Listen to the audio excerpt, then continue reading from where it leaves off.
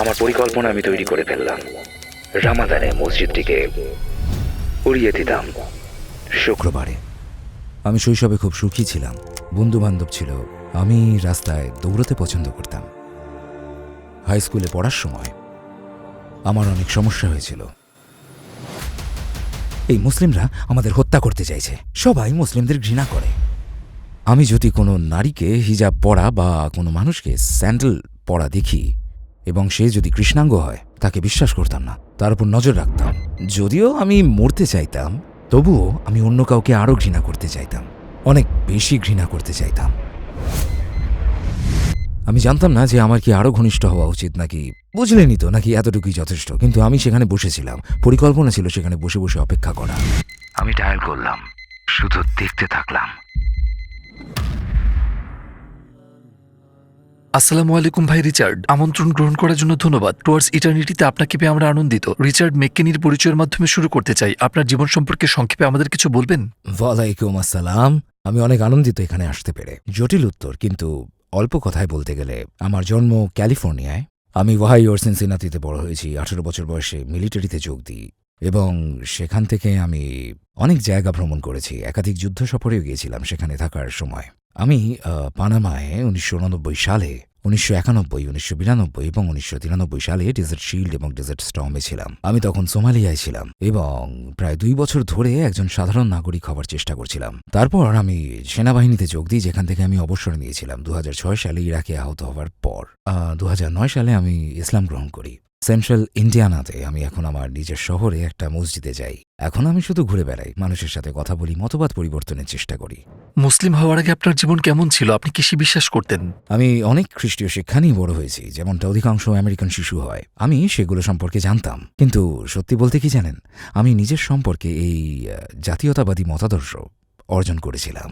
এতে ধর্মের কোনো ভূমিকা ছিল না। এটাকে খুবই কাল্পনিক কাহিনী বলে মনে হতো, খুব বেশি হোকাস ফোকাসের মতো, বুঝতে পারছেন?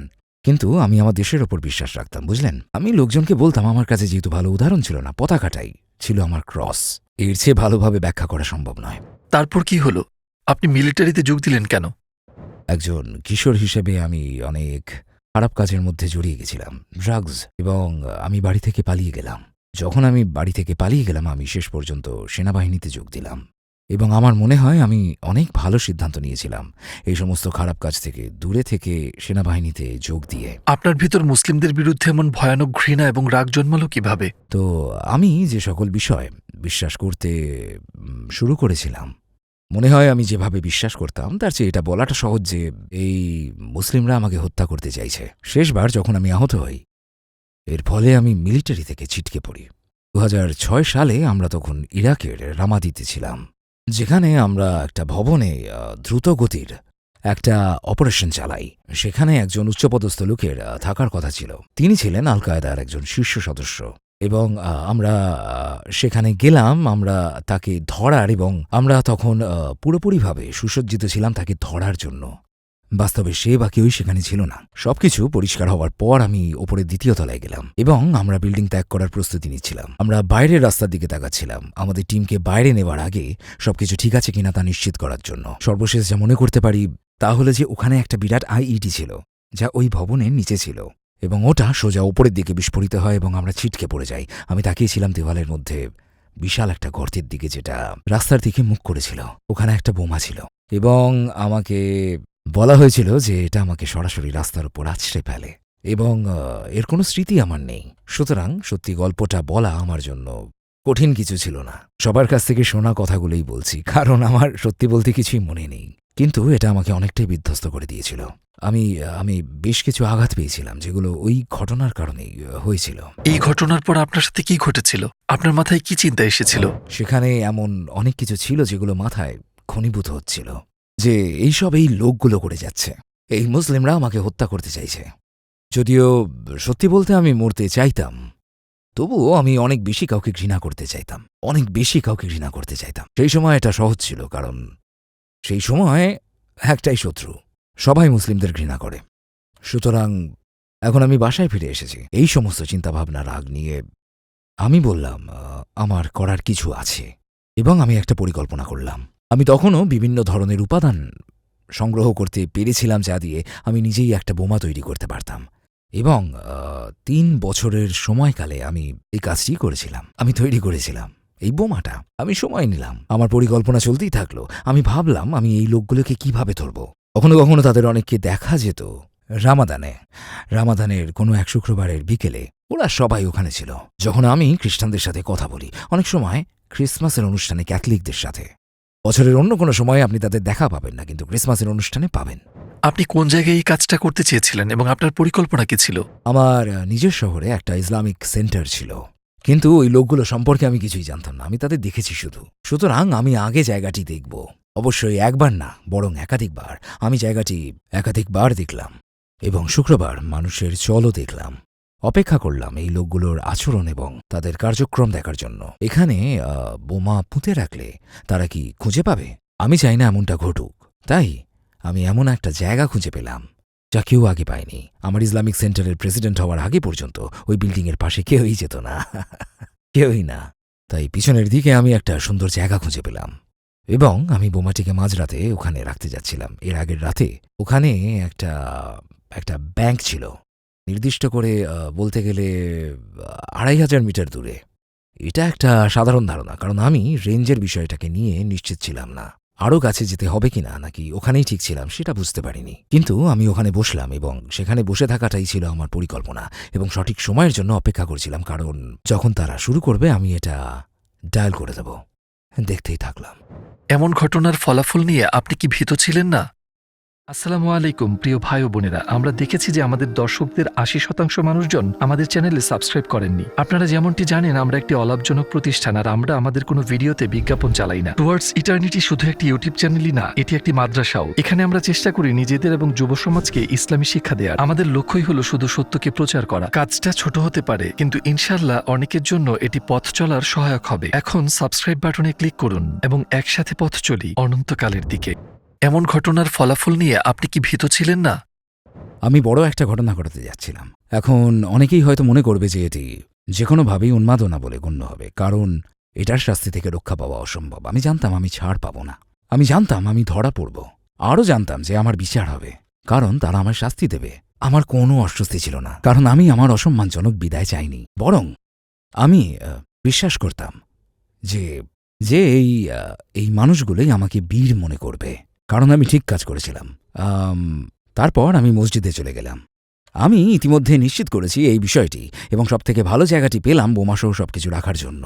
বিস্ফোরক সম্পর্কে আমার জ্ঞানে এটাই মনে হলো এবং আমার মেয়ে আমাকে মুসলিম শিশুদের সম্পর্কে জানিয়েছিল যাদের সাথে সে স্কুলে পড়ত, এবং আমি আশ্চর্যিত হয়ে গেলাম। তাই আমি ভাবলাম যে আমি ব্যর্থতার পরিচয় দিয়েছি, কারণ তাকে আমি রক্ষা করতে পারিনি। স্কুলের এই সমস্ত মুসলিমদের থেকে আমি তাকে রক্ষা করতে পারিনি। এইটাই ছিল মূল ঘটনা। আমি নিয়ন্ত্রণহীন হয়ে পড়েছিলাম এবং আমার ৭ বছর বয়সী কন্যা আমার দিকে এমনভাবে তাকিয়েছিল যে যেন আমি উন্মাদ হয়ে গেছি। তার চোখের চাহনি এমন ছিল যে এমনকি সে এমন আচরণও করেছিল যে সে হয়তো আমাকে আর ভালোবাসে না, কারণ আমি একদম বর্ণবাদী হয়ে গিয়েছিলাম। আসলে এসবের বিপরীতে কেবল একজন মানুষ, একমাত্র কারণ হলো তাদের নির্দিষ্ট দৃষ্টিভঙ্গি বা নির্দিষ্ট কিছু কাজ করে বলে, ব্যাস। এরপর বিভিন্ন চিন্তাভাবনার পরে আমার মুখে কিছু কথা আসলো এবং আমি তাদেরকে সকল ধরনের অশালীন শব্দে গালি দিলাম। এর চেয়ে বেশি বলতে পারবো না। আমি ওপরে আমার বেডরুমে গেলাম। আমি বিছানায় বসে পড়লাম এবং কাঁদতে শুরু করলাম। নিজেকে বললাম, তোমাকে প্রমাণ খুঁজতে হবে। তুমি জানো যে তুমি ঠিক।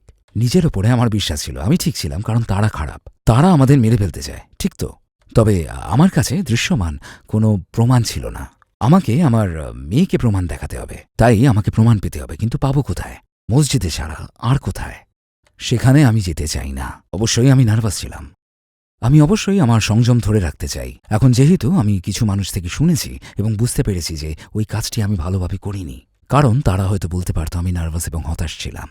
এবং আমি ভিতরে গেলাম এবং তাদের সাথে দেখা করলাম এবং নিজের পরিচয় দিলাম যে আমি ইসলাম সম্পর্কে আরও কিছু তথ্য জানতে চাই।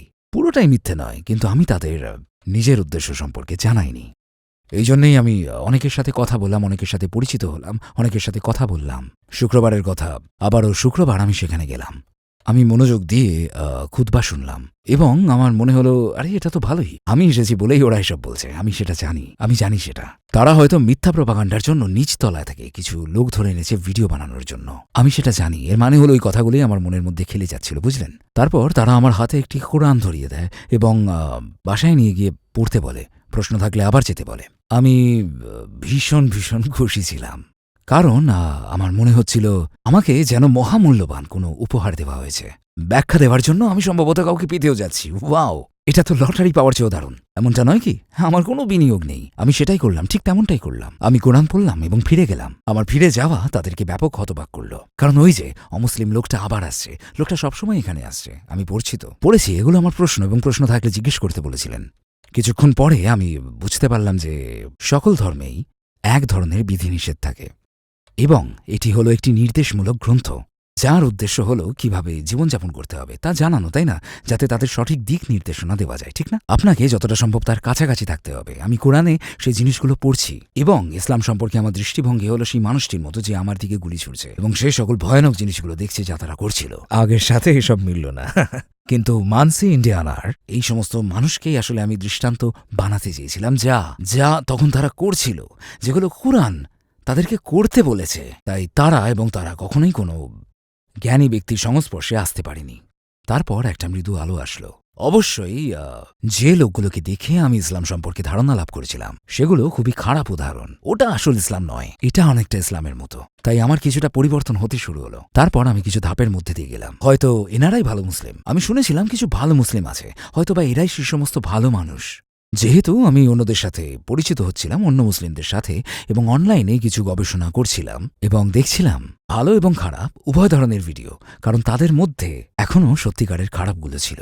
এগুলো দেখে এবং গ্রন্থে যা আছে তার সাথে খারাপ ভিডিওগুলোর সাথে তুলনা করে মনে হয় এগুলো আমার ঘৃণাস্থান থেকেই এসেছে।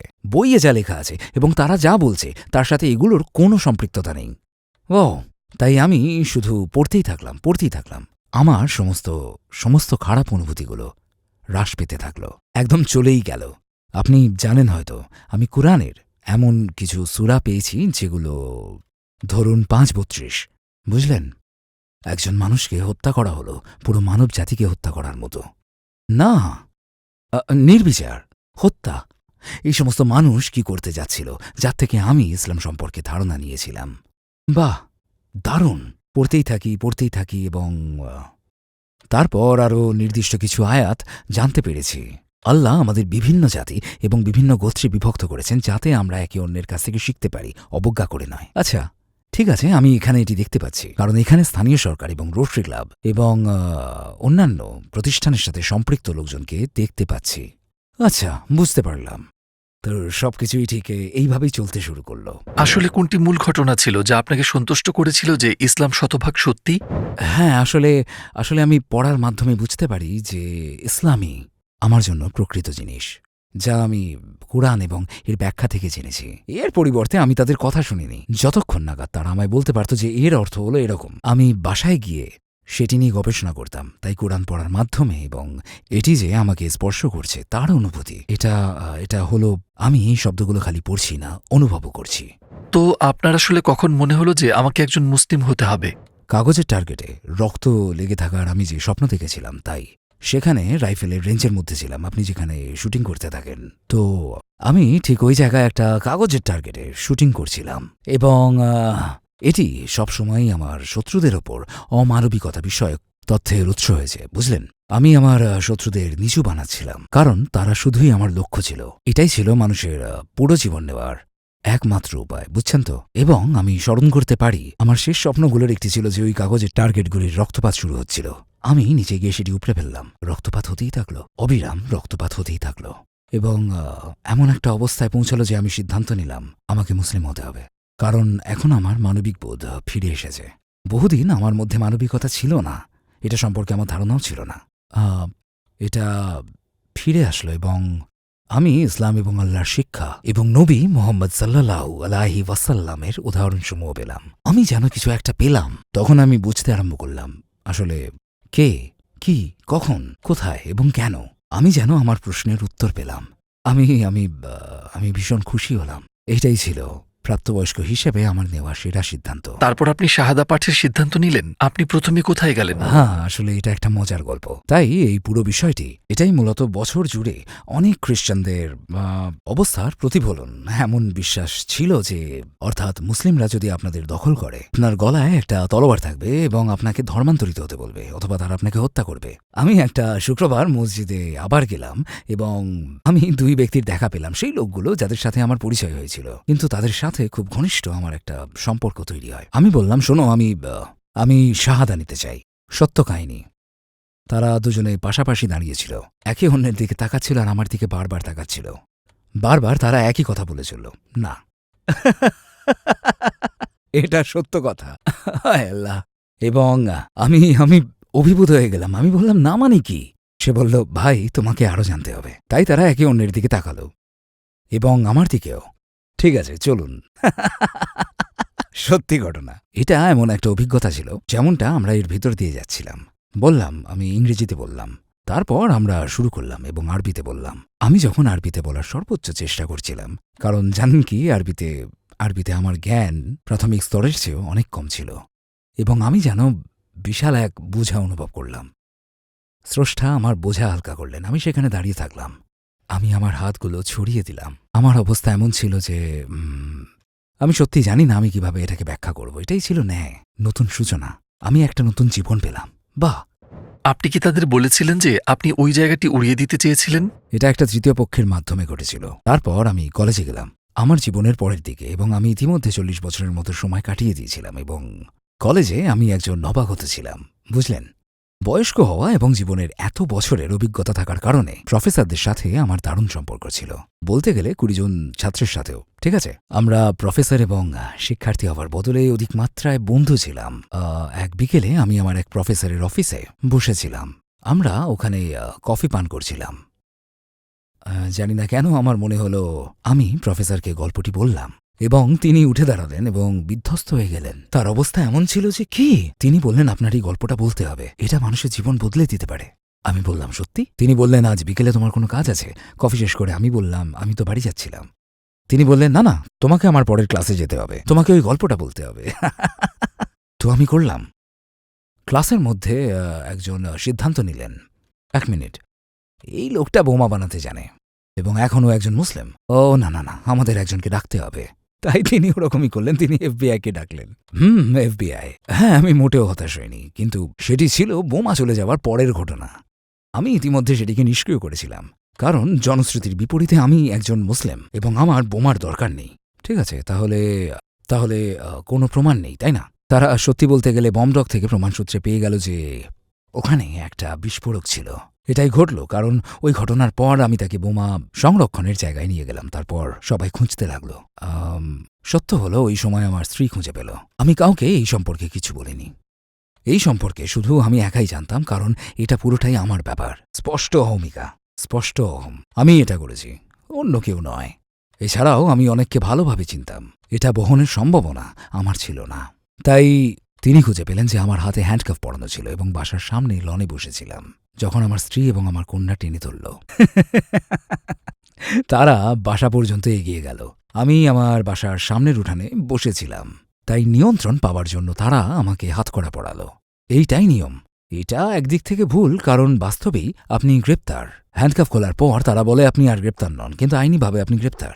কিছু ঘটলে যাতে তাদের নিয়ন্ত্রণ থাকে, সেজন্যই তারা এমন করে। ঠিক তখনই আমার স্ত্রী এবং আমার কন্যা গাড়িতে ওঠে। তারা বাইরে বেরোলো এবং কোনো কিছুই ভাবতে পারল না।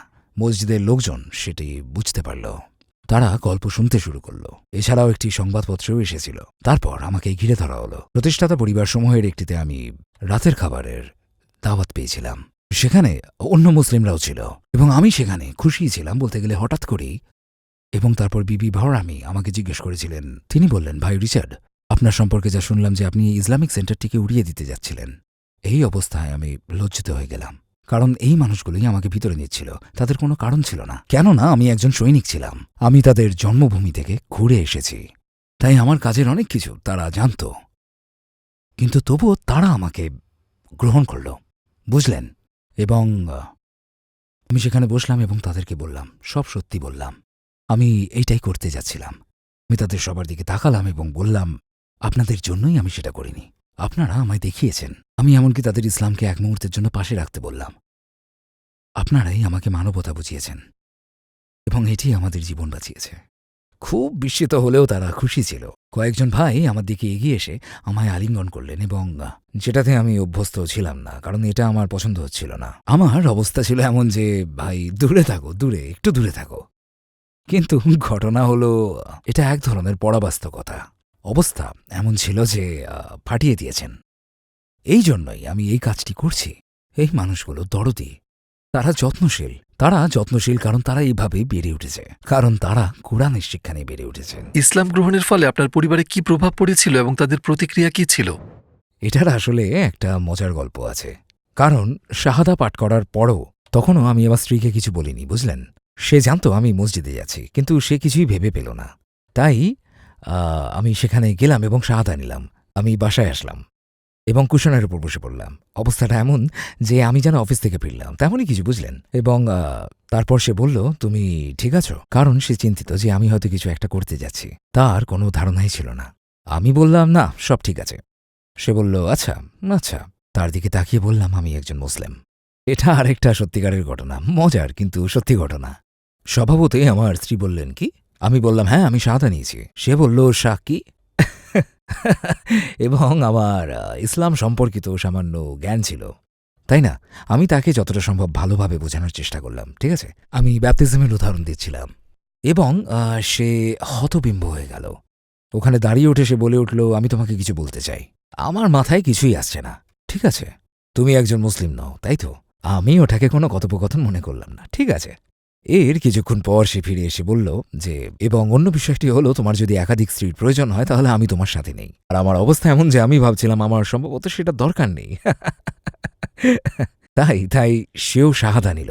আমরা বিশ্ববিদ্যালয় ত্যাগ করলাম। আমি যেন হতবাক হয়ে গেলাম, কিন্তু মজা করতে ভালো লাগে, আমি মজা করতে ভালোবাসি। তাই তার দিকে তাকিয়ে বললাম, আমি ড্রাইভ করছিলাম এবং তার দিকে তাকিয়ে বললাম, তুমিও তাহলে মুসলিম? একাধিক স্ত্রীর বিষয়টাকে নিয়ে কি করা যায়? সেটা নিয়ে আমার দিকে বেশ রুক্ষ চাহনিতে তাকালো আর বলল, আমাকে গাড়িটা থামাতে বাধ্য করো না। আমি বললাম, তুমি কি করে গাড়িটা থামাবে? আমি ড্রাইভ করছি তো। সে বলল, আমি এটা থামিয়ে ফেলবো। আমি বললাম, আরে থামো। সত্যি ঘটনা হলো যে সে ডক্টর সাবিলের কাছে শাহাদা নিয়েছে। হ্যাঁ, সে মানসি ভ্রমণে এসেছিল।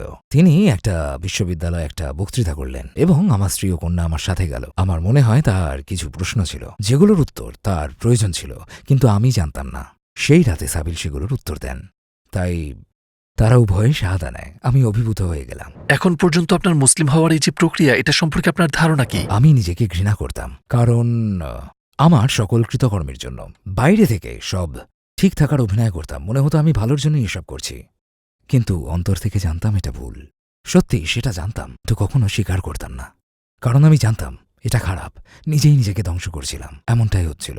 ওই সময় আমি আত্মহত্যা প্রত্যাশী একজন অন্যতম ব্যক্তি ছিলাম। স্ট্রেঞ্জার অ্যাট দ্য গেট নামক ডকুমেন্টারিতে কালো পোশাকে ওইসব লোকের একটা ছবি আছে, পুরো চেহারায় কাপড়, পুরো চেহারা কাপড়ে ঢাকা। ওটাই ছিল আমার দল। ওই দলের একমাত্র জীবিত সদস্য আমি। ওই দলের সবাই মিলিটারি থেকে বের হয়ে গেছে এবং তারা আত্মহত্যা করেছে। আমিও দীর্ঘদিন ধরে এমনটাই ভেবেছি। যেমনটা বলেছিলাম, আমি মিলিটারিতে ফিরে গেলাম। আমি 2 বছরের জন্য বেরিয়ে গেলাম এবং মিলিটারিতে পুনরায় ফিরে গেলাম, কারণ সেখানে কিছুই ছিল না। আমার অবস্থা তাদের মতোই হতো, বুঝছেনই তো। আবারও আমাকে একই কাজ করতে হলো। এই সবই আল্লাহর ইচ্ছে, এই সবই আল্লাহর মহিমা। আমি যখন প্রথম মুসলিম হলাম, আমি ওই প্রশ্নটি করলাম, কেন আপনি আমাকে এসব করালেন? কেন আপনি আমাকে কোনো বইয়ের দোকানে নিতে পারতেন এবং কোরআনের একটি কপি পেতে পারতাম, যে কোনো কিছু পড়তে শুরু করতাম, তাই না? কেন আমাকে এসব করতে হলো? আর এটিও অবশ্য জানেনই তো, সেগুলোরই একটি। এগুলো তো আপনার কাজ নয়, এমন ব্যাপারগুলো, তাই না? কিন্তু আমি অবশেষে বুঝতে পারি যে আমি এমনই ছিলাম মানসিকভাবে। আমার অবস্থা এমন ছিল, আমার মানসিকতা এমন ছিল যে যার ফলে আমার এসব কিছুর মধ্যে দিয়ে যেতে হয়েছে এই জায়গায় আসার জন্য। কারণ এটা হয়তো আমার সাথে থাকতো না। কারণ এখন যেহেতু আমার আরেকটি মিশন আছে, এখন আমার একটা লক্ষ্য রয়েছে, আমার একটা উদ্দেশ্য রয়েছে, এবং আমার মনে হলো যে আমি সেটা বুঝতে পেরেছি। সবশেষে, যদি বিশ্বের সকল অমুসলিমদের সাথে আপনার কথা বলার সুযোগ হয়, আপনাকে যদি কিছু সময় দেওয়া হয়, তাহলে তাদের কি বলবেন? আসলে সত্যি বলতে এটা নিয়ে দীর্ঘদিন ধরে ভাবছি যে অমুসলিমদের সাথে আমার কখনো দেখা হলে কি বলবো। যারা উত্তর খুঁজছে, প্রথমে একটাই কথা বলবো, একটা শ্বাস নিন। আপনার এই অনুভূতিগুলো সত্যি নয়। শ্বাস নিন, কোরআন পড়ুন, একবার পড়েই দেখুন। আপনি যদি একজন মুসলিম নাও হন, আপনি কোরআনের শব্দগুলোর থেকে প্রজ্ঞা লাভ করবেন, কারণ এই গ্রন্থটি সেভাবেই কাজ করে।